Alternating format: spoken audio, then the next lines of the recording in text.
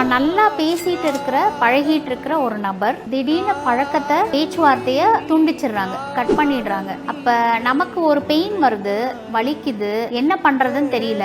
எவ்வளோ கஷ்டப்பட்டு ரீச் பண்றதுக்கு ட்ரை பண்றோம், ஆனா அவங்க கிட்ட நம்மளால பேச முடியல, மறுபடியும் தொடர்புக்கு போக முடியல. அப்ப இதை நம்ம எப்படி எடுத்துக்கணும், எப்படி ஹேண்டில் பண்ணணும்? வாழ்க்கை ஒவ்வொரு கட்டத்திலையும் உங்களோட அப்டேட்டடா கேட்கும். இப்ப இன்னைக்கு 10,000 ரூபாய் சம்பளம் வாங்குறேன், நான் என்னை சுத்தி இருக்க ஆட்கள் கிட்ட பழகிட்டு இருக்கேன். அடுத்து ஒரு 6 மாசத்துக்கு அப்புறம் 50,000 ரூபாய் சம்பளம் வாங்கினேன்னா ஒரு சில பேரை அந்த இடத்துல இருந்து இழந்துதான் ஆகணும். அந்த சர்டைன் பீப்புள் உங்க கூட பயணிக்க முடியாம போகும். அப்ப வாழ்க்கையில ஒவ்வொரு கட்டத்திலையும் நம்ம ஒரு சில நபர்களை இழந்துகிட்டே தான் வரும். அதை நம்ம இழக்கல, இல்ல அவங்க நம்மள துண்டிக்கல.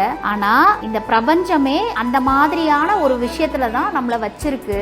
அப்படி இருந்தாதான் நம்ம சர்வைவல் மோடுக்கே போவோம். இதுதான் யதார்த்தம். அப்ப இதை நம்ம எப்படி எடுத்துக்கணும்? Okay, we are growing, they are also growing in their own way அப்படின்னு எடுத்துக்கிட்டு போயிட்டே இருக்கணும். வாழ்க்கை ஒரு வட்டம். கண்டிப்பா மேல நீங்களும் மேல அவங்களும் மேல திரும்ப ஏதாவது ஒரு இடத்துல சந்திச்சே தீர்வீங்க.